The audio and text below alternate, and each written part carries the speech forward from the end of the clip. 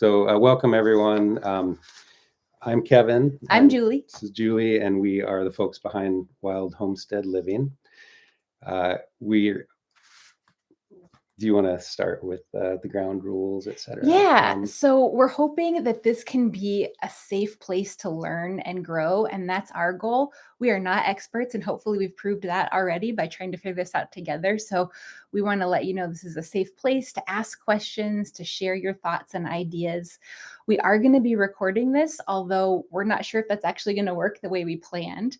So we want to let you know that right away. And we have already asked where you're from. If you're just joining us now, we'd love to know where you're from, and you can drop it in the chat on either YouTube or TikTok. And yeah, we're just so grateful that you're here. So we're going to jump in and tell you a little bit about our story and our journey with sustainable living. Then we're going to answer some questions that have come in, and we would also love to know what questions you have for us. Did I miss anything? Don't believe so. All right. I was just laughing because I'm noticing in the comments there are some hecklers as well. Everyone's welcome here. We hope you'll have fun, even if you're just poking fun.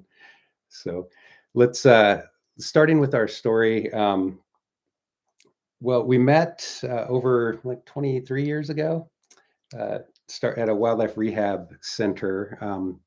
Basically, I was working at the wildlife rehab center. Julie was in college at the time. We had a emergency situation where over 100 sick seabirds had washed up on the coast, and it required just a lot of labor caring for all of these birds to try to get them in shape to return to the wild. Julie came on as a volunteer, and that was our first sort of introduction to each other. And then it wasn't until years later she actually became an intern at the same hospital that I was working at, and eventually an employee. Over many years, we got to know each other better, and it actually culminated on a release of a bald eagle back to the wild. We spent all day together returning this bird to its habitat, really bonding over that, and just our love of nature and life experience in general. And our relationship really grew from that. And this week it will be 20 years that we've been together as a couple. Yeah, and one of the questions that we get asked is if we're married, and we are. I kept my last name. My last name's really special to me and a connection to my ancestors. So there's that answer to that question. And I think so far we've got somebody who's joining us from Scotland. So welcome. You might be the farthest away from us, but we're grateful that you're here. So whether you're here to join us and celebrate, whether you're like, who the heck are these strange people, you're all welcome. And the reason that we we made the decision to do this live is that for the last year, we've been doing monthly updates on our homestead journey. And we called them Homestead Hangouts, and they're videos you can find on our YouTube channel. And I know some folks, that's how you maybe found out about this. And we did that for about a year and found it was pretty one-sided. It was us making videos at home and then putting them out there, and people would comment or send us messages, and that was nice. But we found that we would like to be more connected. And sometimes we were having trouble keeping up with all of the questions that we've been getting. So we decided to do this more interactive style to address some of those questions that have come in that maybe we haven't gotten a chance to get to, and the questions that you have that you'd like to share with us now. Yeah. So we're trying our best to keep up with the comments that are rolling in, and it looks like we're getting a lot that are coming through on TikTok, and we're so grateful that you're here. We've got Michigan in the house, which is awesome. And if you notice that we're not getting to your question, please be patient. We'll try to catch up with you. But as Kevin mentioned, we did meet a long time ago, and we've been together for quite a while. But our journey to homesteading is a little bit more recent, and it starts with something maybe that people mentioned about Kevin's hair. Yeah. So our early years together were spent basically exploring, a lot of wilderness exploration and everything. We've lived in a number of different places, from apartments to houses to where we are currently. But one of the major milestones in our journey towards our current way of living was my diagnosis with diabetes in 2010. I'm a type 1 adult onset, it was a complete shock, came out of nowhere. Really kind of caused it. We ate well, we were active up until that point, but it still like caused us to reevaluate everything. Like the type 1 diabetes is an autoimmune disease. It's not exactly known what triggers it. It could be what we put in our bodies. We and it's also very important to pay attention to what you're eating when you have it. So we uh, Julie, as Julie does when challenges come up, went into basically head-on research mode. What do we need to do to best address this? She came up with like new recipes, just a whole new eating plan basically for both of us based on the needs of a diabetic. And we started looking at trying to grow some of our own food at that point, have more control over what was in our food, know more about what was going into our body. Again, we were living in rentals at the time. Julie's first garden plot that she laid out, and it really is like she is the driving force behind the gardening things. I have some background, but she's brilliant with the research and making sure that we have what we need for that. Her first plot was like a little, what was it, like maybe 4 by 6 foot? It was about the size of a bathtub. That was our first garden that we had at a rental house. Exactly, just alongside the house. We moved to another rental where we had a landlord that was he was very easygoing. He let us tear up the entire front yard and turn it into a garden. And for a while, we were sort of like the place in the neighborhood where anybody out for a walk would stop by to grab some fresh vegetables that we'd put out front, which was a lot of fun. But our dream was always to have our own piece of property out in the country with more room to grow and to practice a lot more self-sustainability. But that always seemed out of reach for us. Yeah. We were working in nonprofits, and while we felt deeply committed to our work helping wild animals in wild places, we didn't make a lot of money. And we were really living paycheck to paycheck. And the idea of really going for the dream of being homesteaders and living in the country seemed impossible until I was diagnosed with breast cancer in 2015. I was just changing my clothes one night after hiking. We were super healthy. We live in the Cascade Mountains and we were doing 10 to 20-mile hikes. But that was really a big detour in our lives. And after my diagnosis, I had a mastectomy and went through cancer treatment and really struggled with having a botched surgery that led to chronic pain. And for a long time, our lives were really just focused on survival and dealing with these chronic illnesses and pain that we were dealing with. And that sort of led to a revisioning of our lives. And we got really clear on our priorities. And we decided that we didn't know how much time we had left on this earth. And we wanted to just go for it and go for our dream to become homesteaders. And at that time, we had the idea that you could only be a real homesteader if you lived on your own land in the country. So in 2016, we started saving. 2018, we moved to the homestead we have now and had this huge realization that we'd been homesteading all along and didn't even know it.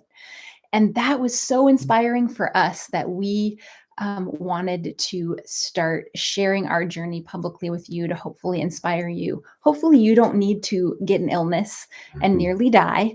Hopefully you can realize your own dreams and be healthy and happy. But even if you are, we hope that we can just demonstrate to you that it's possible. Is there anything else you want to add about that part of our story?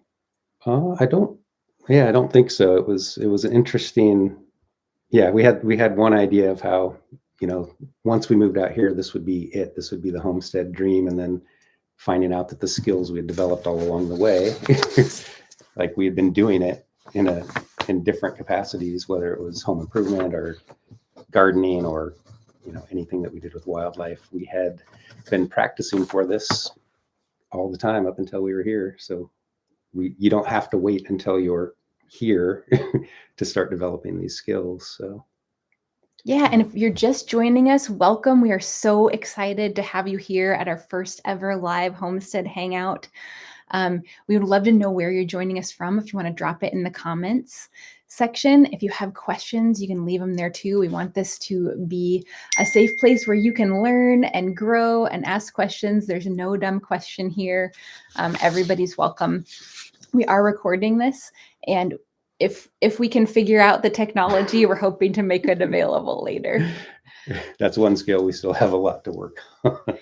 Yeah, we're committed to keeping it real. So if you've ever watched any of our YouTube videos, you know at the very end that we always add an outtake just to show that like we don't actually have it completely figured out and perfect. And we're all growing together, and it's okay. Should we get into the questions that have come in this week? Yeah, I think so. Do you want to start with the best crops to grow for beginners? Sure. Yeah, we can start there. So a question that we've been asked is, what are the best crops to grow for beginners? And we think that there's two kind of types of plants that everybody can start with, which are salad or lettuce greens and also herbs. Here's why I recommend those. They are really easy to start. Whether you have like a porch or a deck in an apartment, you can grow them in small containers. And they also tend to be really expensive to buy in grocery stores and come wrapped in lots of plastic. So right away, just you can buy a packet of seeds. Even if you are on SNAP benefits or food stamps, you can buy seeds with your benefits that way. So you might be able to get the seeds without additional cost, but it's a pretty low cost setup. And those are things that you can actually start eating within a couple of months. We did have a question as well about, actually this is one that we can really speak to, because it was, how do you start to get started with self-sustainability when you're living paycheck to paycheck? And it's a great question. Like for many years when we first got together, that's exactly how we were living.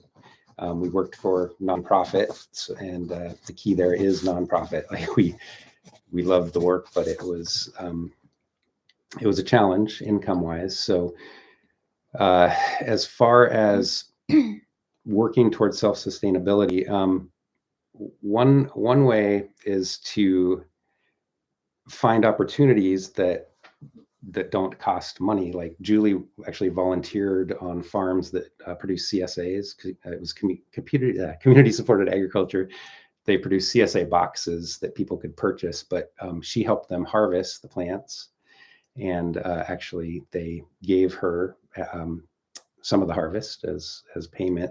It was a good way to develop skills working on the farm and also get something out of it, that, she got to have the benefit of that food that was grown there. So that's one way. And it can be challenging, especially if you're working full time. But another way to start working towards self-sustainability is to really take a hard look at your finances, which we did that as well. And that's add up everything, like create an actual budget, add up everything that you're spending, add up your income, see if it see if it does add up. And if it doesn't, make some hard choices, figure out what is essential, what is not. Budgeting is a skill in and of itself, and really finding alternative ways to bring in additional income. Like in our early years, we supplemented our income with photography and painting.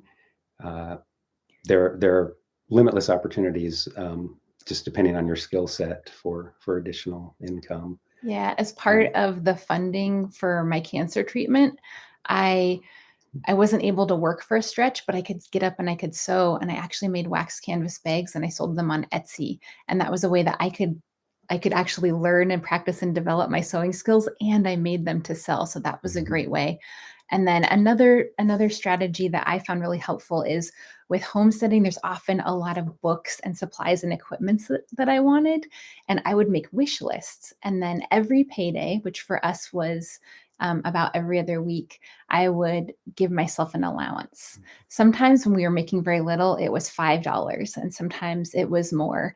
And I would either use that money to buy something on my wish list on payday, or I would save it. And then I would add up to be able to buy something bigger. So that way I felt like I was making these little steps towards getting what we wanted and needed, even though we maybe couldn't buy everything that we wanted all at once. So hopefully those strategies help. We had a couple other questions about meal planning and prepping, and that's a way that we continue to save money that we'll be getting to later. Oh, so in some of our videos, you can kind of see in the background, our property and our lawn. And we've had a few questions about what is our ground cover on our property. And the answer to that is it's ever evolving. When we moved here, there was a lot of grass. There was probably close to like 3/4 of an acre of grass around the house. And I'm not a big grass fan, neither is Julie. It's a monoculture. It's doesn't support wildlife very much. It feels nice to walk on, but we're all about diversity and helping the planet and wild animals, and grass just doesn't have a whole lot of benefit that way. So we've been sort of letting the lawn, I still mow it, but we've been letting the lawn sort of do whatever it does. And in the Pacific Northwest, that means moss coming in and taking over most of the lawn. We have a couple areas that are really wet, and there's some interesting, like small wetland type plants that are coming in as well. But we're mostly just, unless we see an invasive plant out there, something that's going to be of worse value than the grass, we kind of let it go. And it's been interesting. Especially the wild birds have been really responding. Like we see a lot more feeding activity out there because there's more diversity of plants and more diversity of invertebrates, which leads to more diversity of birds. And we like to see that a lot more than just the green lawn out there. And our goal is to eventually have the only lawn on our property be our pathways. So places where we walk or we move a wheelbarrow. And so we're slowly moving towards less grass. And then sometimes you might see in some of our videos a weird line in our grass where one side is mowed and one side isn't. And maybe you could talk about what's happening there. Yeah, that's mostly around the property boundaries. We're just letting it rewild all around the edges. So any leaf litter, branches, things that fall, we are leaving it there. Just letting it naturally recolonate with the ferns. We have salmonberry, good fruit bearing plant here. A number of other natives that are just sort of coming into areas that used to be lawn, right at the edges of the property. And it's easy maintenance wise because we don't have to do a whole lot. Again, if an invasive plant comes in our area, some big invasive plants would be Japanese knotweed or Himalayan blackberry. Both of those tend to take over, and English ivy. But so we're mostly just letting nature take its course, so to speak, other than invasive plants. And it's created a lot more habitat for wildlife on the property. Another question, this question we got a lot. If you saw any of our videos on stinging nettles, or you saw Kevin harvesting stinging nettles, we had so many questions and a lot of repeated questions. And the most common question that we got was, what are we doing with these plants? And stinging nettle is named because it can sting you. It has these little hairs that are full of a type of acid that if they break out in your skin, they cause a rash. Our favorite thing to do with stinging nettles is to make soup in the spring. And we made a recipe that we call spring tonic soup, which is heavy on nettles, but you can make it even if you just have spinach at home. And it's got peas and potatoes and leeks. And you can find that recipe on our website, which is wildhomesteadliving.com. If we have extra nettle, I dry it and I make it into an herbal infusion. However, we are rarely able to ever harvest enough, and we practice ethical wild crafting. So we don't take everything in sight. But we rarely harvest enough to be able to do that. So when we need more nettle, our recommendation is in the US is a place called Mountain Rose Herbs. And they are a really ethical, lovely company that we buy our extra herbs from, including stinging nettle. I was just noticing a few questions coming in over here, but one related to the wild area that we were just talking about, Uh-huh. which was, are you introducing plants into your wild area? And I just wanted to note they're introducing themselves from the surrounding wild area. So we are planting some of our own as well, like selectively planting wildlife plants that are beneficial to wildlife, like fruit bearing things like huckleberry. We've put in some elderberry, but for the most part, the majority of the rewilding is happening naturally just by us not mowing those areas, not cutting those areas, and letting the leaf litter and other natural debris fall down as a mulch, and then the surrounding plants are sort of moving in on their own.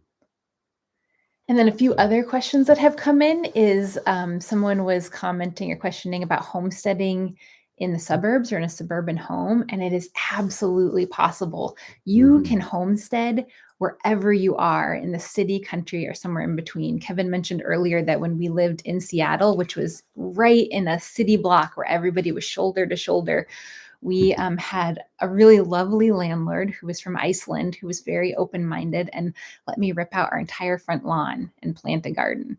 And I became known as the lady with corn in her front yard.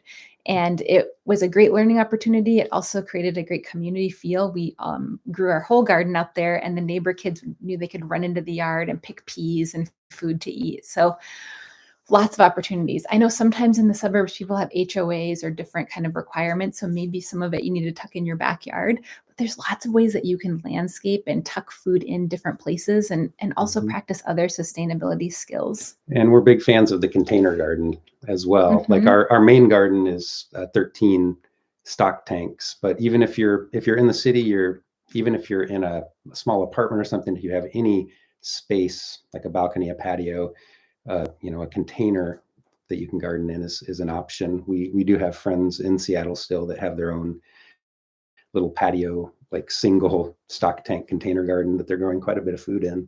And we've also heard of people in the suburbs raising rabbits and chickens and quail.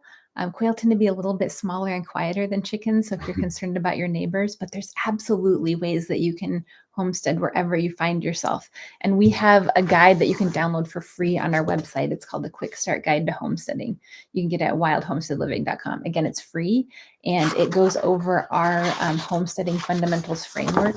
It's a 6-part framework, and it gives you lots of ideas that you can do wherever you live that are easy and low cost. So a couple other things that came in, somebody was asking if I was recovered because we shared a little bit about our journey, including my cancer diagnosis. And fortunately, I'm 7 years out and I show no evidence of the disease. I did have a couple of botched surgeries and dealt with chronic pain for a while. My last surgery was in December. And fortunately, so far, it looks like it's good. I don't think we're really going to know until we get out hardcore in the garden to test it. But fortunately, I'm doing really well. Yep. And then the last question that I've seen come in so far was, do we hunt? And we primarily fish. We're in the Pacific Northwest where there's lots of salmon and shellfish, and we enjoy those. We have been hunting. We haven't gotten anything ourselves.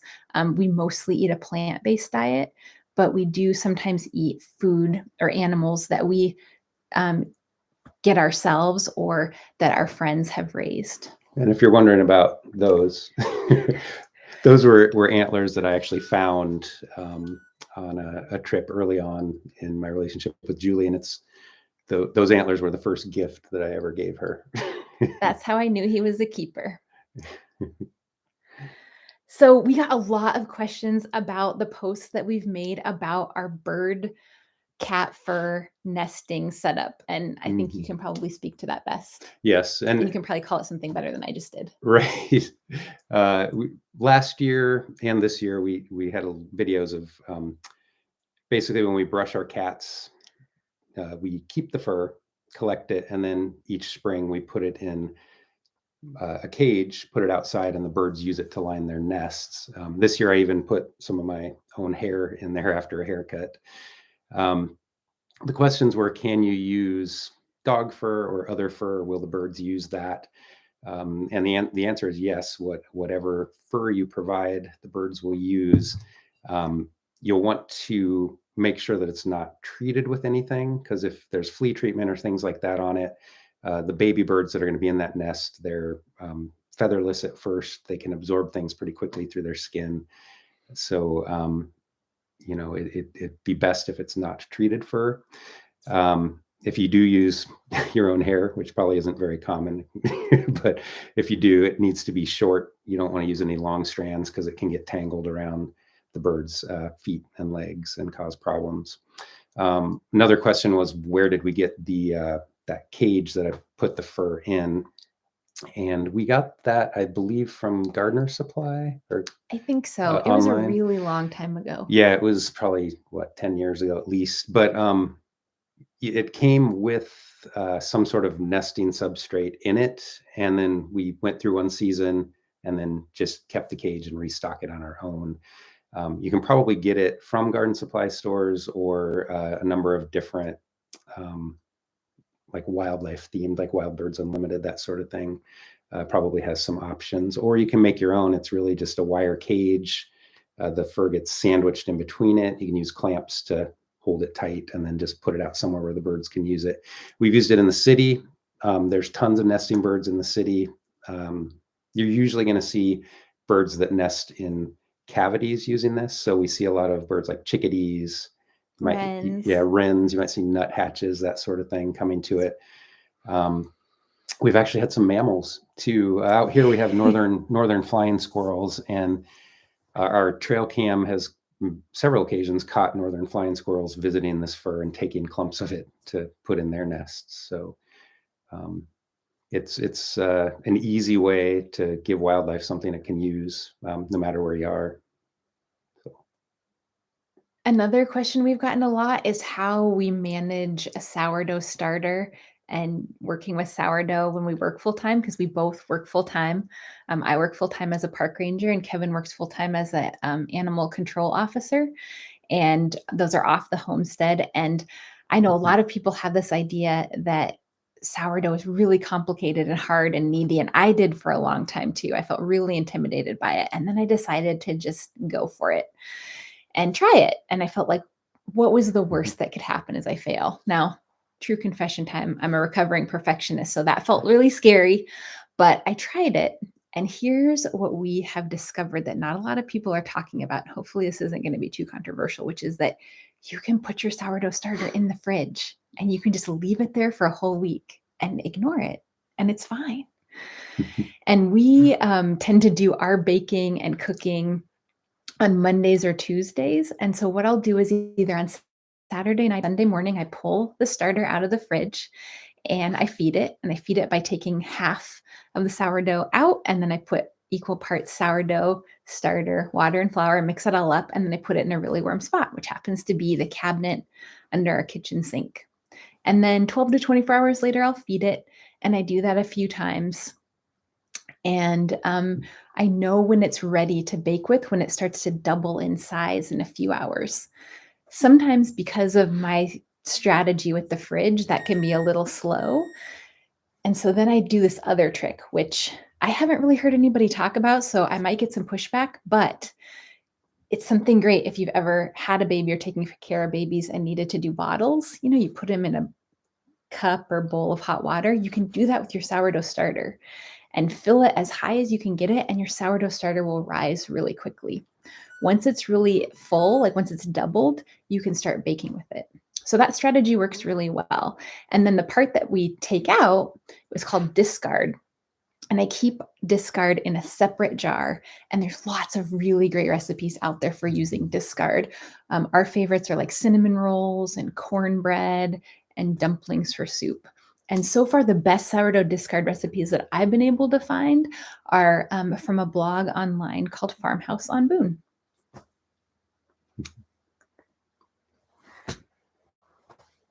Do you want to take that question? Oh, yeah. All right. So we've had a few videos lately and photos lately where we show our wine cap mushroom bed, and had a few folks asking how we grow wine cap mushrooms. We made a video about it probably over a year ago now, but it's way easier than even we knew it was when we first set out to do it. But basically, so wine cap mushrooms, they feed really well on rotting wood. A lot of mushrooms do, but these in particular really like the cottonwood and the alder that we have all over this property. So we built a bed with layers of uh, fallen alder limbs and cottonwood limbs. We bought a brick of the mycelium of wine caps, which is mycelium is the living, the vegetative part of the fungus that's underneath the ground.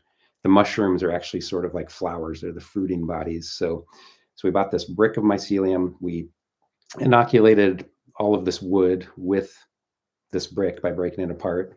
Put some straw in there too to help retain the moisture, and then just waited. And let's see, it was I think October 2020 that we put in the bed. Our first mushrooms popped up in 2021 In May. And we had a few that year, and then this year it's just been going crazy. They've actually been growing faster than we can keep up with. We'll go out and we'll find little buttons one day, and then we'll go to work, forget about it, and then by the time we get back to look at it again, they've already gone through their life cycle and are now too big to harvest yet. They've been spreading out of the bed and into like an adjacent compost area that we have where we just put garden scraps. And we're really happy with the way it's been working. When we clear the straw away now, you can just see all of the mycelium everywhere as it's propagating. So it was super easy. It doesn't take a whole lot of tending to. But if you want to eat the mushrooms, you do have to stay on top of them because they grow quickly and get past their prime really quickly. Yeah, and if you watch the video or you've seen our videos and it's a pretty big wild space, you don't have to have that kind of space. You can actually grow them in a container in a raised bed. Another strategy we've heard of that I think is a super great idea if you're tight on space is if you have raised beds, in between them you can lay wood chips and you can sprinkle the mycelium in there so that even in your pathways you can get some food growing as those mushrooms. If you're just joining us, welcome. I'm Julie. I'm Kevin. And we are the folks behind Wild Homestead Living, and we're on a mission to make sustainable living simple, whether you live in the city, country, or somewhere in between. And we're so delighted to have all of you here. We are recording this. We're hoping that there's a way that we can figure out afterwards how to post it later, but we'll see. If you were with us at the beginning, yeah, we're still figuring out this technology. Exactly. Especially if you were with us on YouTube, you were waiting a while. Yeah, while we figured it out. For your patience. And we're so just grateful for the questions that you've had, and everybody's here with us learning and growing together. We want this to be a safe place where you can ask questions and get feedback. And we've got another question, which is, do you want to take it? What has been your favorite learning curve? It's a good question. I know what's been my favorite learning curve. What is it? The sourdough, because you learning to bake it and me watching the process. She's way better at baking than I am, but I got to be the tester for each batch. Which which reminds me that my trick, I really, like I said, I'm a recovering perfectionist. I don't like failing or doing things bad, but the great thing with bread is if it doesn't rise properly, you can turn it into croutons so the food gets used in some way anyway. So some of the other questions that we've had are if we have tips for homesteading with chronic pain and chronic illness, because as I mentioned, I'm a breast cancer survivor and Kevin is a type 1 diabetic and has autoimmune issues. As you can see, his hair is not that way for fashion. No. And these are such great questions. And I think a lot of the answers that we have found are true, whether you're just getting started and you're overwhelmed, you're trying to homestead with little to no money, you've got chronic pain or illness, you're aging. it's totally possible. There's so many wonderful things about homesteading because really a lot of it is a state of mind and using what you have and doing what you can. Um, some of my favorites are to start small, whether it's one little pot of strawberries on your patio or figuring out how to do sourdough. I think small is beautiful.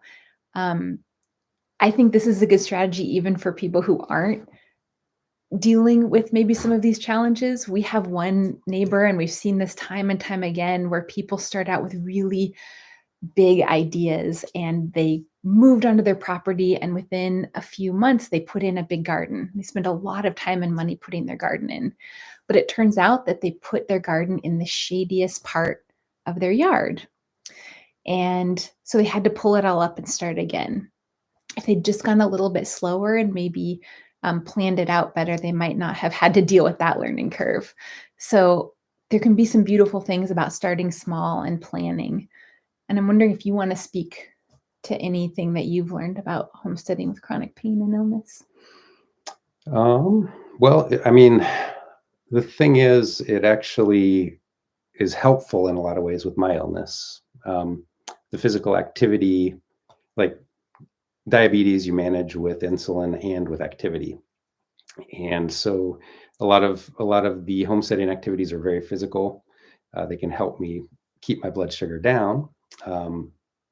The challenge is my blood sugar can drop too low, so I basically have to constantly make sure that I am keeping enough fuel in the tank for the given activity, or have food readily available if I need it, and set realistic expectations for the amount of work I can do in a day. Prior to dealing with this illness, I could go outside, I could work all day, not take a break, not really stop for food or anything.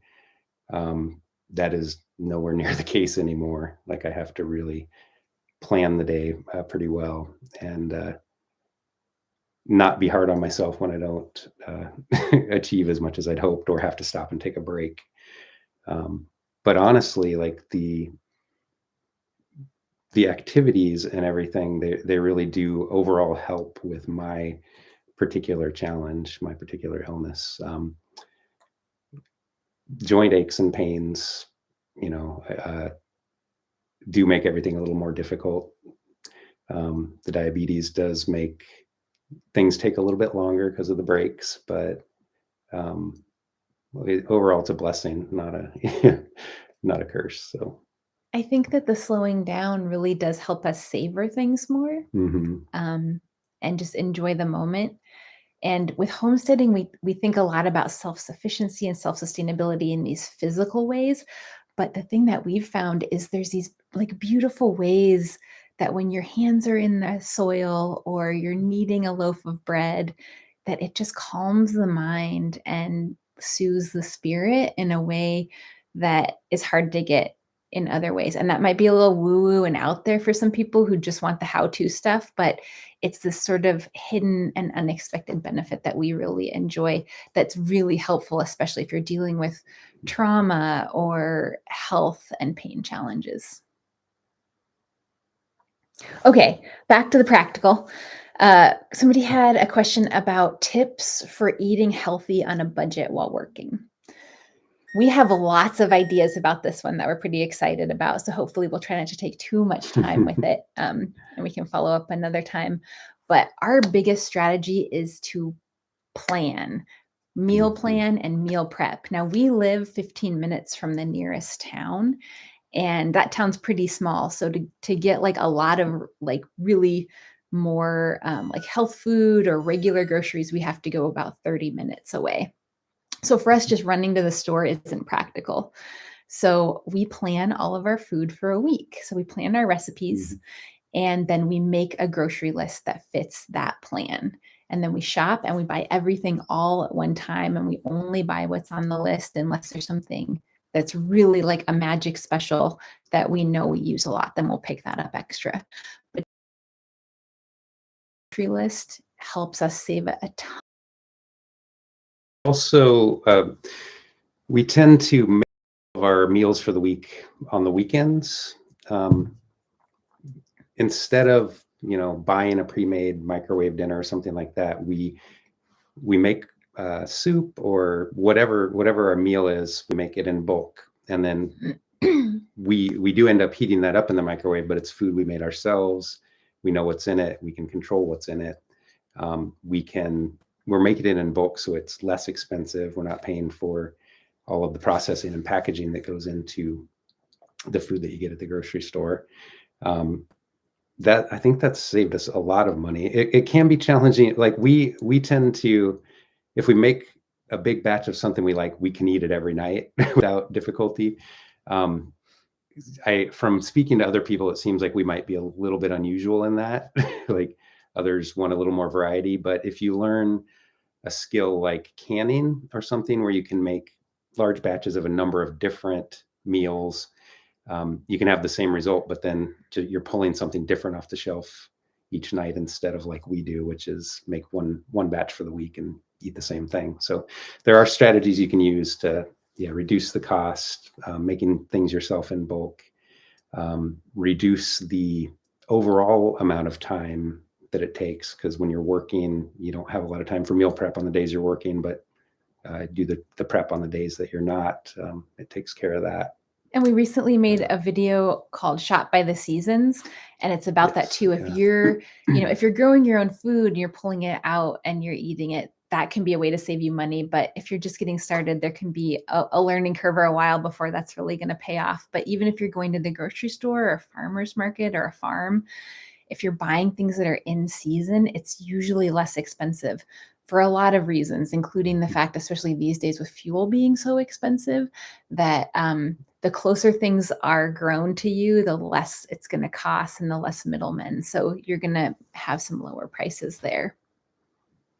But those are our initial thoughts on that question.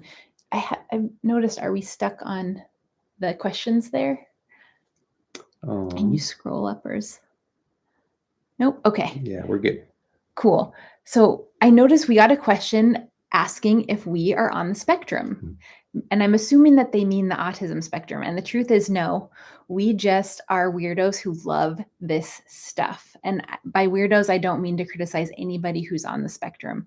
I'm just letting you know that we just are like this all the time. Love it or leave it. Just kidding. So welcome if you're just joining us. I'm Julie. I'm Kevin. And we are the people behind Wild Homestead Living, and we are on a mission to make sustainable living simple, whether you're in the city, country, or somewhere in between. And if you're just joining us, we'd love to know where you're from. We're in the Cascade Mountains of Washington State. And now we have some bonus questions. You want to start with them? Let's see. I'm actually going to start with that one. Okay. I've mentioned, I think mostly in our Homestead Hangouts or in our Cottonwood video, I talk about tree snags and their benefit to wildlife. Somebody asked, what is a tree snag and how can it benefit wildlife? A tree snag is hard to say right now, apparently. It's just a dead tree that's still standing. It's beneficial to wildlife because it actually, a number of reasons. It harbors invertebrates that things like woodpeckers and a number of other animals can eat. It is easier for things like woodpeckers to excavate and make nest cavities in, and woodpeckers are called primary cavity nesters because they are the ones that create the cavities. Once the cavity is created, then secondary cavity nesters like owls, different species of squirrels also benefit from it. The tree is dead, but it has a whole second life while it's still standing, providing food and shelter for wildlife. It's also providing a growth medium for, fungus and moss and other plants too, again, that harbor a diversity of life. And it's our property has a lot of snags on it, and we want to keep it that way. We hopefully will have future videos, kind of documenting some of the life of those dead trees and the animals that use them. So, Another thing that people have asked us a lot of questions about and it's been really popular is our mini greenhouse. So I swore when we moved here that we would not ever buy one of those like small box Insta plastic greenhouses because I just thought that seemed like a lot of waste. My dream is eventually that we can have a wood and glass greenhouse, but I ended up needing an additional cancer surgery that was not really in the cards.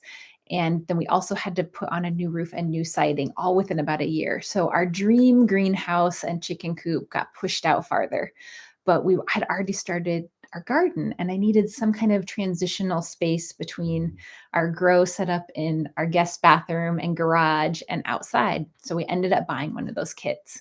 And I did a quick video that was putting it up. It was pretty easy to build. And then a lot of people asked us how it went. We haven't done an individual update video, but if you watch our Homestead Hangout videos throughout last year, you can see little snippets of it. And we kept it up for a whole year. And it turns out it works really well. It works better than I expected. We grew chili peppers and cucumbers and tomatoes in it. And where we are in the Pacific Northwest is very much like the UK. It tends to be cold, cooler and damp. And so having a place where we could let it be really hot in that greenhouse worked well. It also has been a wonderful place for me to transition our plant starts outside. So hardening off is the process of taking your little tender baby plants and putting them outside slowly.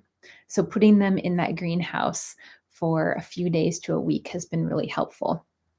We did end up having one sort of dramatic twist of events with it, which is we got a lot of snow this winter. Mhm. And when I was brushing the snow off, it ended up making a tear. So I repaired that tear. I'm sure you'll see it in a future video with a special kind of duct tape that has fishing line in it that makes it reinforced. So we'll see how that goes. It's not super attractive, but the only beings that really see the greenhouse on a regular basis are the local deer. And so far, they haven't complained.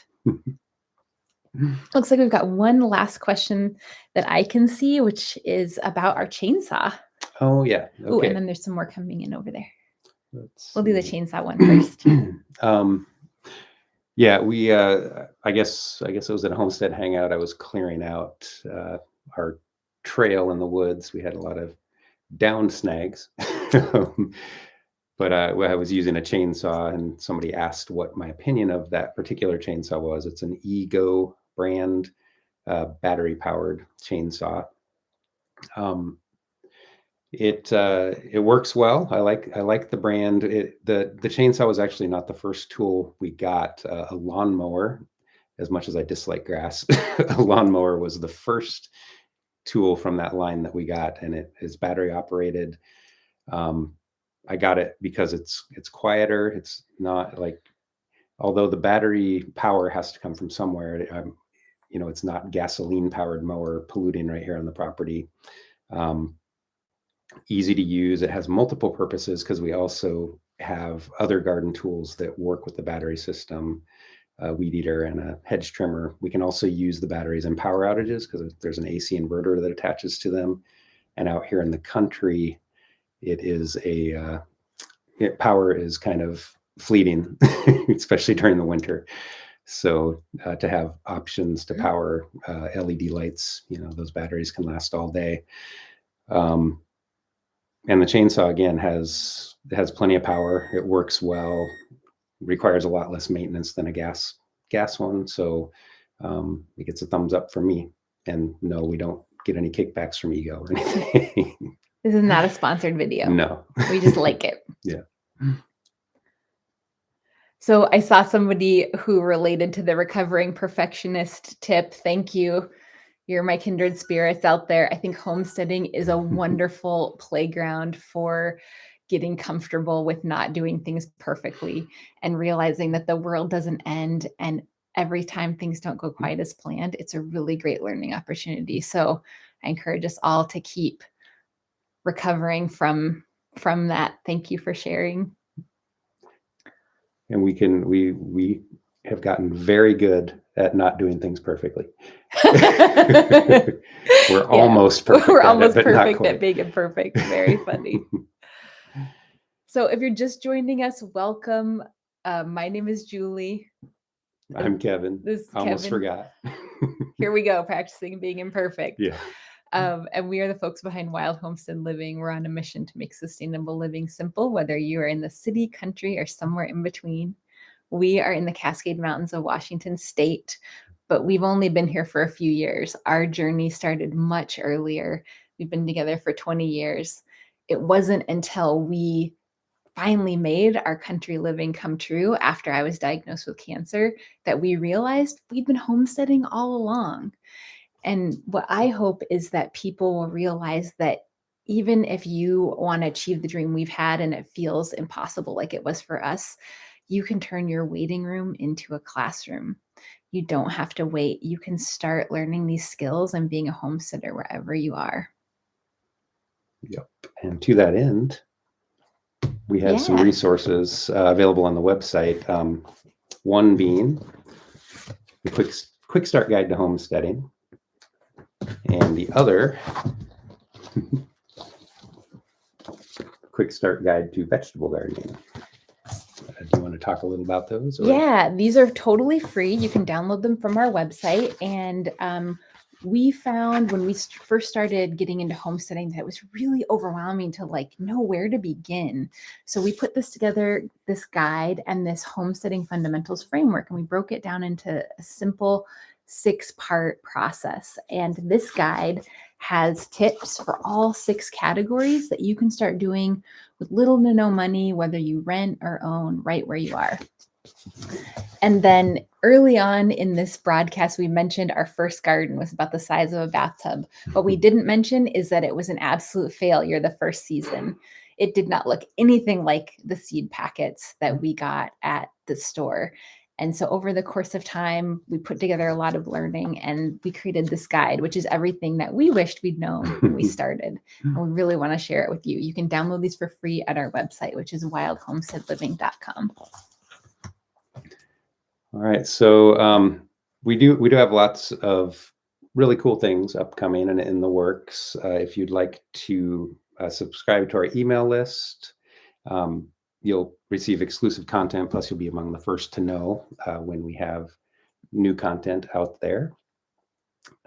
If you'd like to get a recording of this live broadcast too, go ahead and please sign up. Yeah, and we just want to thank you so much for being here with us, for sharing this journey of learning and growing together.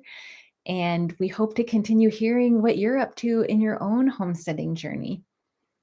Do you want to end with our favorite motto? There's no one right way to homestead. Only the way that's right for you. Thanks for watching. We'll see you next time.